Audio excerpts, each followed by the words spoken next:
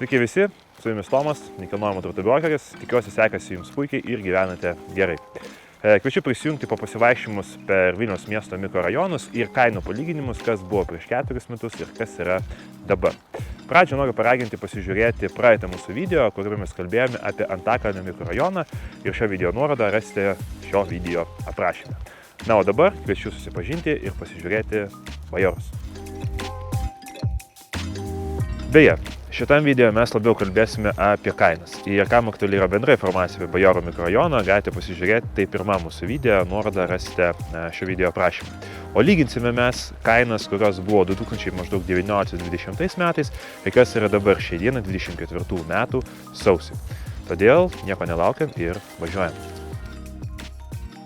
Bajorų mikrorajonas yra pakankamai jaunas mikrorajonas. Didžiąja dalimi pradėjo kurtis nuo 2004 metų ir palengva tęsiasi statybos visus tuos metus ir tęsiasi ir dabar. Tai aš asmeniškai išskiriu tokius kaip ir 3 etapus. Tai yra ta startinė apynauja statyba nuo 2004 iki maždaug 2009 metų, tos kaip viduriukas, tai yra nuo 2012 iki 2019 metų, 2018 ir tai, kas yra dabar maždaug nuo 2018-2019 iki 2024 metų.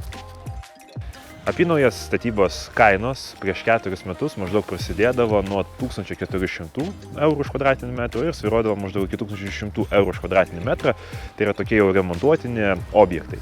Ir maksimaliai kildavo iki 1900 eurų už kvadratinį metrą, tai yra už tokius jau paruoštus gyvenimui objektus. Ir čia nesvarbu, ar tai yra vieno, ar tai yra 3 kambarių butai. Šiai dienai, tai ką mes turime 24 metais, suprantama, kad skiriasi ir kainos tikrai užaugo. Tai tie objektai, kurie reikalauja remonto, jų kainos prasideda maždaug nuo 2200-2400 eurų už kvadratinį metrą ir maksimaliai kainos gali kilti iki 2800 eurų už kvadratinį metrą. Tie mano minėti objektai, kurie buvo statyti nuo 2012 iki 2018 metų, prieš 4 metus maždaug kainuodavo nuo 2100 iki 2400 eurų už kvadratinį metrą. Tai čia aš sakyčiau tokie tvarkingi, paremontuoti objektai, suprantama, kas be remonto kainuodavo šiek tiek pigiau.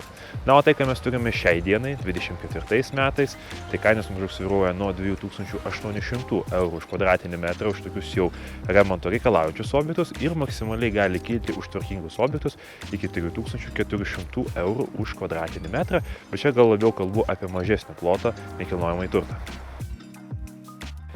Paliesti taip pat, žinoma, norisi ir naujausią statybą, kurios procesas nesustoja ir vyksta lygiai taip pat kaip ir prieš 4 metus, lygiai taip pat vyksta ir dabar. Tai kągi mes turėjome prieš 4 metus, tai kainos maždaug prasidėdavo nuo 1700 eurų už kvadratinį metrą ir maksimaliai už mažesnius plotus kildavo iki 2100 už kvadratinį metrą.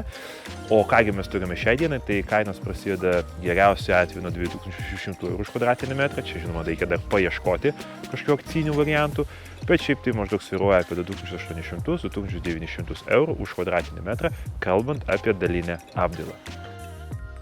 Žinoma, pabrėžti norisi ir kasgi pasikeitė per tos 4 metus, o pasikeitė tai, kad atsirado maždaug 2-3 metų senumo jau pilnai įrengti objektai, kurių kainos yra ženkliai didesnės negu mano prieš tai paminėtos. Ir jos maždaug prasideda nuo 3600-3700 eurų už kvadratinį metrą, suprantama, už jau pilnai ir gražiai įrengtus butus. Rezumuojant ir lyginant tai, kas buvo prieš 4 metus ir tai, kas yra dabar, kaip ir matosi aiškiai, tie, kas investavo, tikrai nepralošė, nes jų nekilnojamo turto kainos tik tai pakilo. Dabar mes turime 24 metų sausio mėnesį, kai yra dar tikrai geras metas, bent jau mano akimis, pirkti nekilnojamąjį turtą, kadangi pardavėjai, ar tai būtų pirminė, ar tai būtų antrinė rinka, yra tikrai pakankamai sukalbami. Tad norisi paraginti pirkėjus tikrai nesnausti, eiti, kalbėti, dėrėtis ir nusipirkti savo išsvajotą nekilnojamąjį turtą. Šiam kartui būtų tiek, ačiū Jums labai už dėmesį ir iki kitų greitų susitikimų. Iki.